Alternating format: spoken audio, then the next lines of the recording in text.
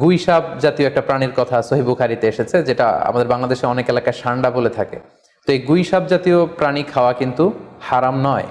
আমরা সহিহ বুখারীর বর্ণনায় জেনেছি যে আল্লাহ রাসূল সাল্লাল্লাহু আলাইহি ওয়াসাল্লামের স্ত্রী মাইমুনা রাদিয়াল্লাহু তাআলা আনহার বাসায় আল্লাহ রাসূল সাল্লাল্লাহু আলাইহি ওয়াসাল্লাম সহ অনেক সাহাবারা খেতে বসেছিলেন। সেখানে একটা প্লেটে গুইসাপকে ফ্রাই করে দেওয়া হয়েছিল। তো রাসূল সাল্লাল্লাহু আলাইহি ওয়াসাল্লাম খেয়াল না করে সাধারণ গোশত মনে করে সেখানে তিনি হাত দিচ্ছিলেন।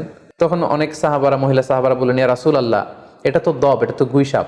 এই কথা শুনে আল্লাহ রাসূল সাল্লাল্লাহু আলাইহি ওয়াসাল্লাম সেখান থেকে হাতটা সরিয়ে নিলেন। তো এই দৃশ্য দেখে খালিদ ইবনে ওয়ালিদ রাদিয়াল্লাহু তাআলা আনহু উনি জিজ্ঞেস করলেন, ইয়া রাসূলুল্লাহ, গুইসাপ খাওয়া কি হারাম? হারামুন আদ-দাব্বু ইয়া রাসূলুল্লাহ, আপনি যে হাত সরিয়ে নিলেন, গুইসাপ খাওয়া কি হারাম? আল্লাহ রাসূল সাল্লাল্লাহু আলাইহি ওয়াসাল্লাম বললেন যে না, গুইসাপ খাওয়া হারাম নয়, তবে আমি এটা খেয়ে অভ্যস্ত নই, আমাদের এলাকাতে এটা পাওয়া যায় না, এজন্য আমি এটা খাচ্ছি না। তাহলে বোঝা গেল এক্ষেত্রে এটা রুচির সাথে সম্পৃক্ত। সো গুইসাপ হালাল বলে যে গুইসাপ আমাদেরকে খেতে হবে, সান্ডা আমাদেরকে খেতে হবে, এমন কোনো কথা নেই। আপনার যদি রুচিতে